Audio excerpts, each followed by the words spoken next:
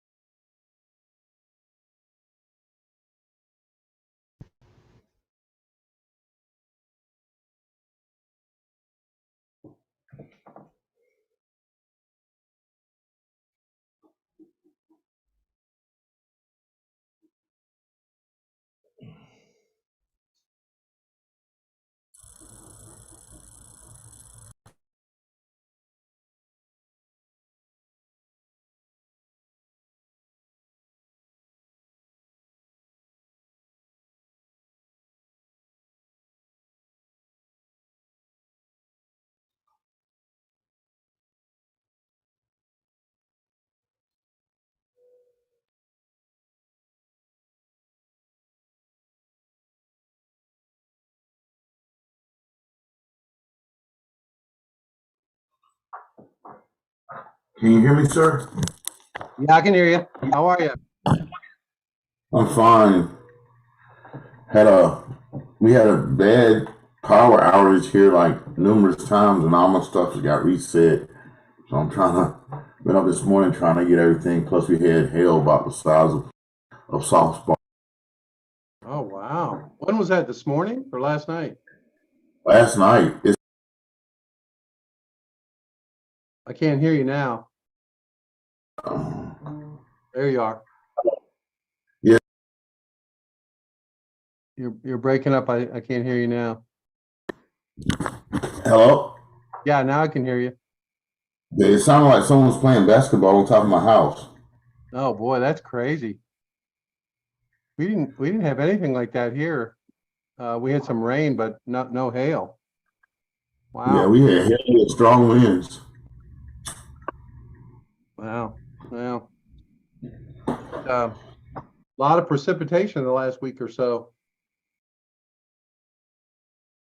We'll keep getting it, just not in this much. Yeah. Wow.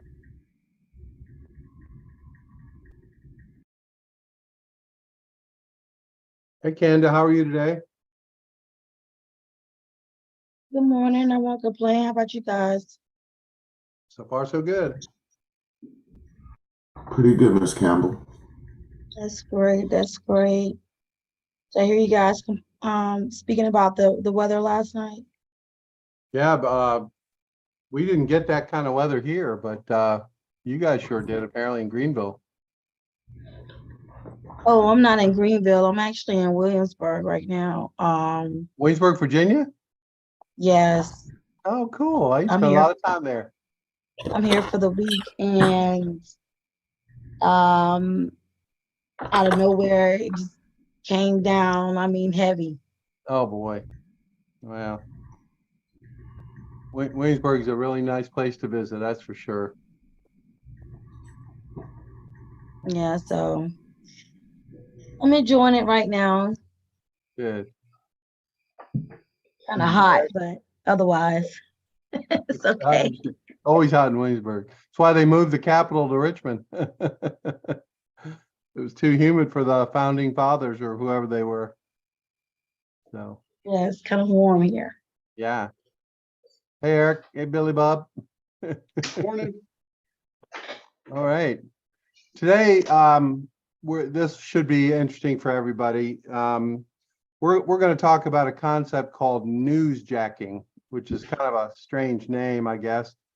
But the idea behind it is to take something that's happening that a lot of people are aware of, and it gives It could be national news. It could be, you know, local stuff. It could be in your industry. There's lots of different sources for it, but the idea behind it is to leverage the attention that that subject is getting and weave it into your marketing so that you can benefit from the lift created by the high awareness. So let's see how that all plays out. The guy that we're going to hear from is the guy who actually invented the concept and charges a lot of money to share his wisdom, but we're going to get it for free today. Hi, everybody. It's Christina Daves with PR for Anyone.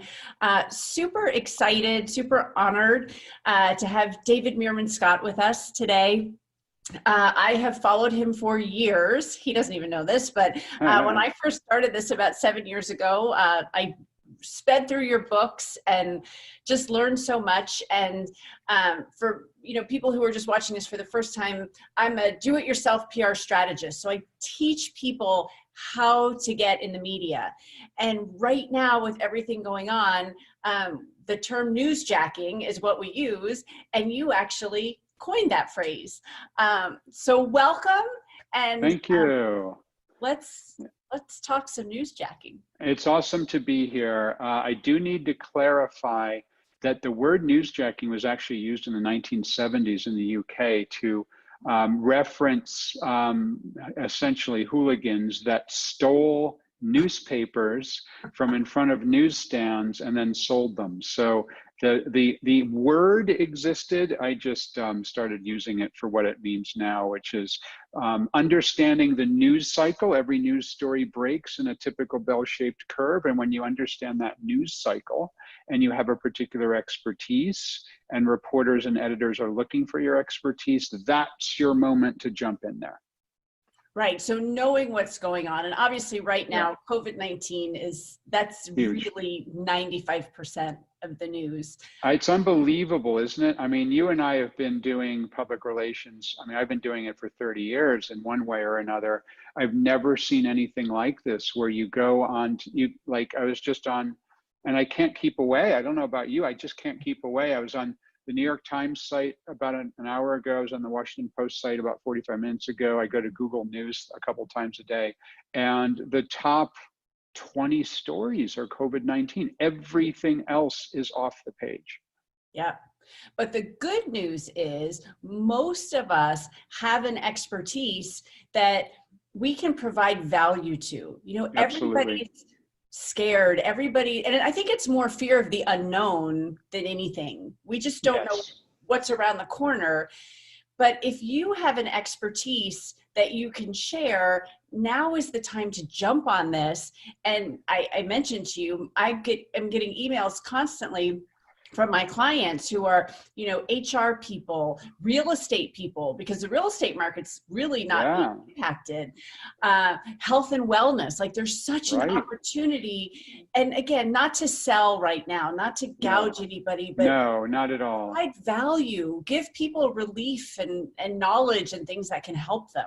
What's interesting about this is, and this is sort of the reason why this is such a big opportunity, is that normally when mere mortals like us are trying to get attention in the news, we have to convince a reporter or an editor that we have something interesting to say to work into their story. What's happening now that's so different, and it doesn't happen very often, is that the reporters and editors need us. They absolutely need us in their stories, and they're searching frantically for people to quote in their stories. They're looking for alternative angles on the story. A friend of mine, I don't know if you know who Vern Harnish is, but he just got a whole bunch of press because he writes and speaks about how companies scale up. And he just got a bunch of press because he talks about how companies are trying to keep the employees that they have on the payroll, even though it's difficult. and in some cases turn them from full-time employees to part-time freelancers, but to keep them on the payroll. And that's an important story. And there's so many stories like that. As you said, there's real estate and wellness and all of the different things that you said. And there's always a reporter looking for somebody to quote. So instead of us trying to pitch reporters on our time, which is normally what happens, what's happening now is we are getting in front of them on their time. It's a really big difference. It is, and that's why I think what's really important too is content right now. Yeah. Get your content out there, because the journalists are going to find you. They're, like you said, they're looking for experts in certain fields. They're coming up with their ideas of, you know, and we learn new things every day. Yes. About what's going on. So they need to write stories about that or do interviews about that. And knowing what that is and pushing content out. I think I told you when we spoke yesterday, I've been just doing nonstop videos, like where it's just constant. Yes. Because there's such a need for it. Yes, I have too. I've also participated in a number of virtual events. I do about 30 or 40 paid speeches a year all over the world. And of course, they're all canceled for a 3-month period. And who knows, maybe longer. And a bunch of events have now gone to virtual. But you're right. There's multiple ways that we can get our ideas out there into the marketplace. The first thing to recognize, however, is that reporters are searching for us. Reporters are searching for experts.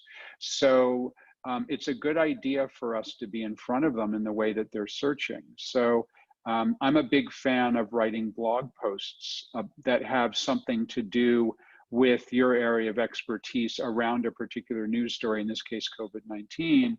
I did a blog post a couple of days ago talking about what business people can do to improve their marketing while they're sidelined with this crisis and they have time on their hands. Here are a few things that people can do to improve their marketing, you know, when they're sitting at home twiddling their thumbs, as an example. And then if a reporter or editor out there is, oh my gosh, what can people do during COVID-19 to improve their marketing? They do a search, perhaps they'll find me. The other thing which I know that you do and that you talk about is using Twitter, because every reporter is on Twitter. Every reporter uses Twitter as a tool to find sources. And so if you use Twitter yourself to do a couple of things that come to mind, the first thing, and I know that you teach these ideas, so I'm not telling you anything, but the first thing is that you create a piece of content somewhere else, a video, a blog post, a piece of content on your website, share it on Twitter, but use the appropriate hashtags. So in this case, COVID-19 is a hashtag that's trending. And then you could do several different hashtags that the reporter can triangulate. So hashtag COVID-19, hashtag wellness, or hashtag COVID-19, hashtag real estate. And then if a reporter is searching on those two hashtags because they're doing a story and you happen to use those two hashtags, bingo, your tweet pops up. And then if you're pointing to something in that tweet, a video or a blog post or a piece of content on your website, and the reporter finds it, sometimes they'll even quote you without contacting you, which is incredible, right? That's where those Google alerts come in. I always tell people, make sure you Google yourself and see. So what would be your number one tip for people right now? You know, you're sitting at home, you know you can help people, you have this expertise. You know, do you recommend Twitter, maybe even tagging a journalist on something? Well, that's another way that you can use the Twitter. So the first way is create a piece of content, and it has to be value added. It has to be valuable. I always tell people the best way: create the content to reach your audience, but then have in the back of your mind that it might be found by a journalist. So in other words, always add that, always be valuable. And if anyone wants to check me out on Twitter, I am DM Scott, that's DMSCOTT. And so that's one way, but always be adding value. Don't just constantly tweet willy-nilly trying to get press, but rather be valuable to the people who already follow you. The second thing you can do, which you just mentioned, is if you know that particular reporters are right in your wheelhouse, right? They're writing about the thing that you are an expert in. Yes, you can tag that reporter on Twitter. You know, I always recommend doing it in such a way that you're clearly following their work. So maybe they're a newspaper reporter in the city or the town you live in, and they just wrote a story about COVID-19, and they talked about the effect on the local economy. And if you're in the real estate business, perhaps they forgot about real estate. You could tweet them and say, hey, use their Twitter ID. Hey, John Smith, loved your story about the effect of COVID-19, hashtag COVID-19 on the hashtag Boston, I live in Boston economy, use the Boston Globe Twitter ID. But you might be interested to know that we've done some studies on what the effect on the real estate market is. You might want to check them out and then point to a blog post. So you're basically helping them to do a follow-on story to the one that they just wrote, which you're clearly saying that you just read. Exactly, showing them the love. So I always say, make Yes. sure they know that you're, and I wanted to share, just as we're talking about this, Kate Rogers from MSNBC tweeted this when you talk about Twitter, but she said, finding the amount of PR pitches coming in that are not related to the stock market, economy, COVID-19, et cetera, really shocking, ... Still surprised every day. I mean this with as much kindness as possible. Please read the room.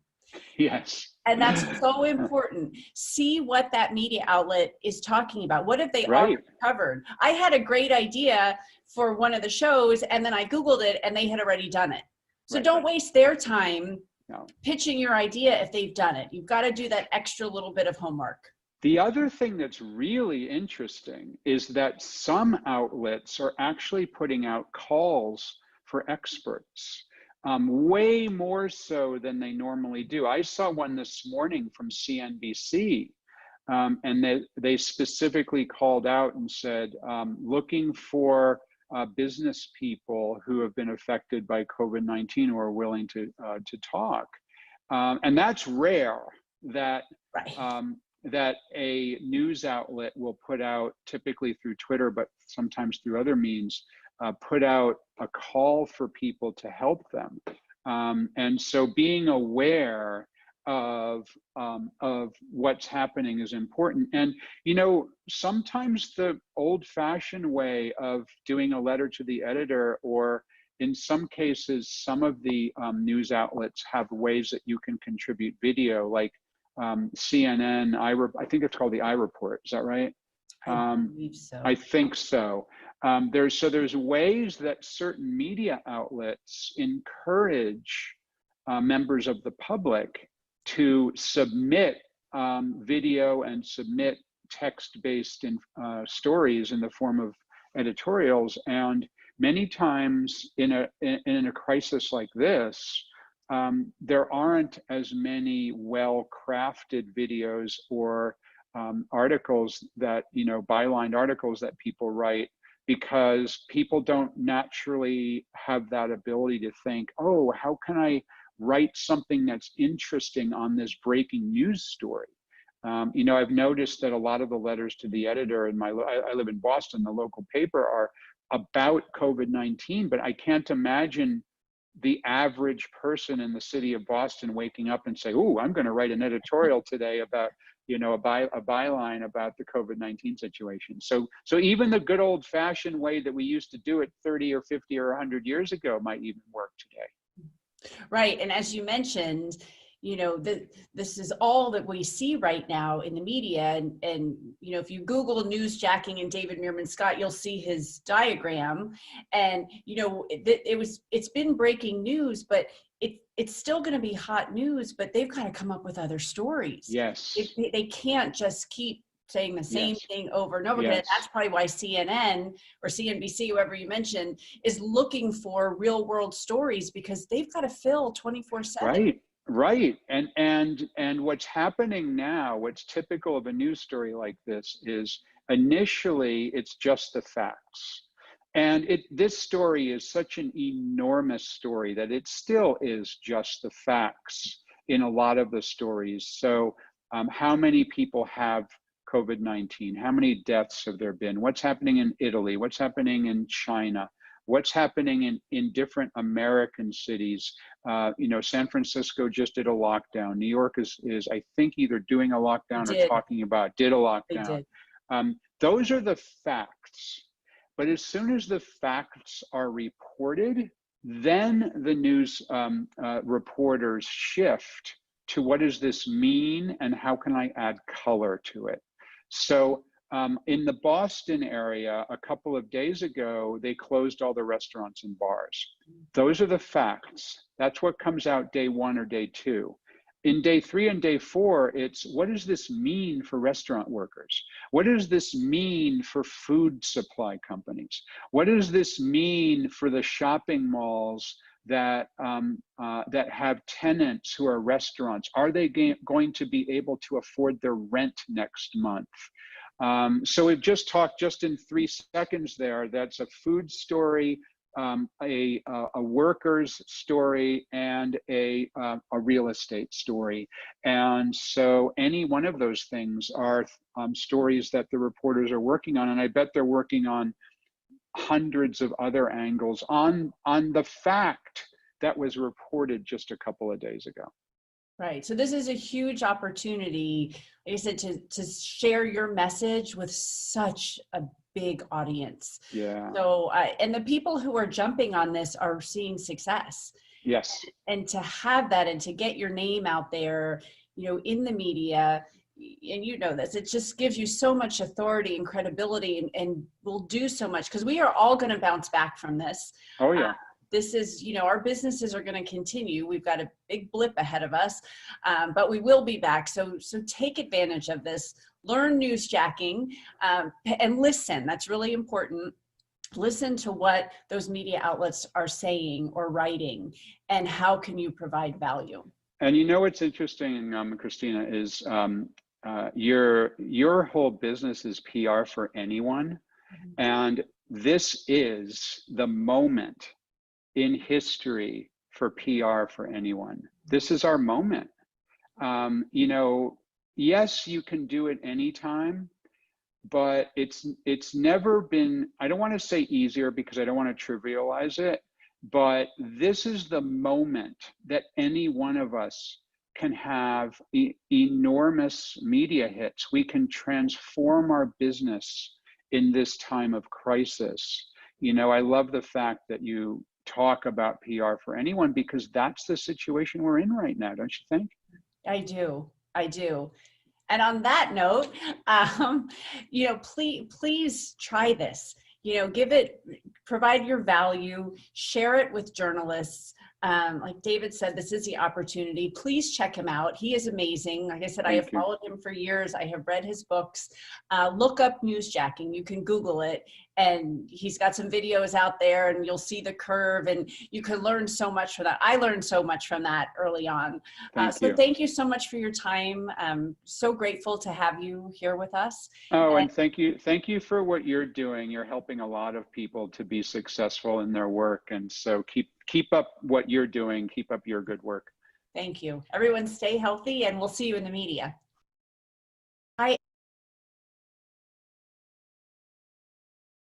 Okay. I know that was dated, but it's still really relevant, because everything that they talked about in that video is free. It doesn't cost any money at all.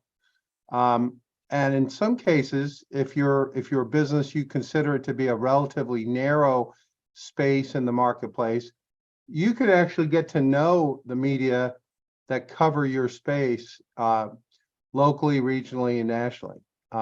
So that's another thing. They didn't really bring that up, but I don't know if any of you are familiar with Twitter, or if you use Twitter, or Facebook or Instagram, any of these, in the case of Twitter, and I don't know if it's still the case because I think there's been a bunch of changes there, but it is true that a lot of media people are on Twitter. And also a lot of media people are on LinkedIn. So you can search for media that cover certain subjects that you might be interested in or you think you apply to. And you can find their names. And in many cases, they'll have their Twitter handle or other indications of how to get in touch with them. And it's really not about email or telephone calls. It's really about connecting with them in social media. And the typical reporter these days, and when I use the word reporter, it doesn't necessarily mean a newspaper. It could be a TV station, even a social media channel. In some cases, some of these media companies have gigantic social media operations. Somebody like CNN probably has more people watching them on the web than they do on TV. I don't know that for a fact, but I know it's a large number. And the other thing is, I think that, again, thinking about some of these channels like Twitter,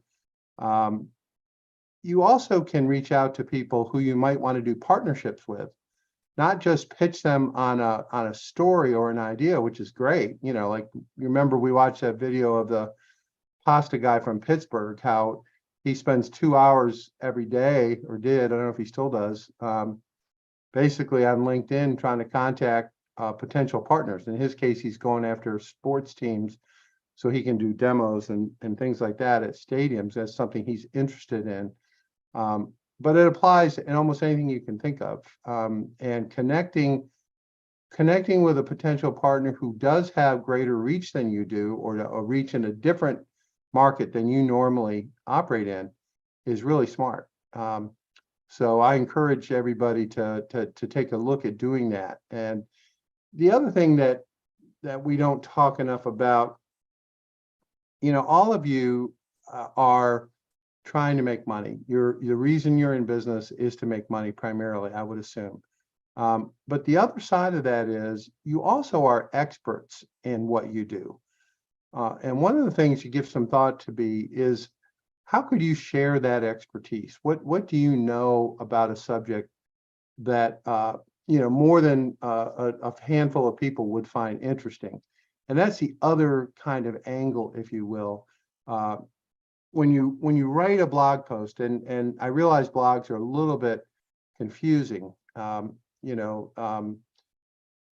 are lots of different ways you can do a blog. You can have a blog on your website. You can use one of these sites that specialize in it, like I don't even remember the names of all of them, but there's a bunch of them where you can just post stuff, and you can post stuff on LinkedIn. Those are all places where you can put content. But here's the other thing to think about.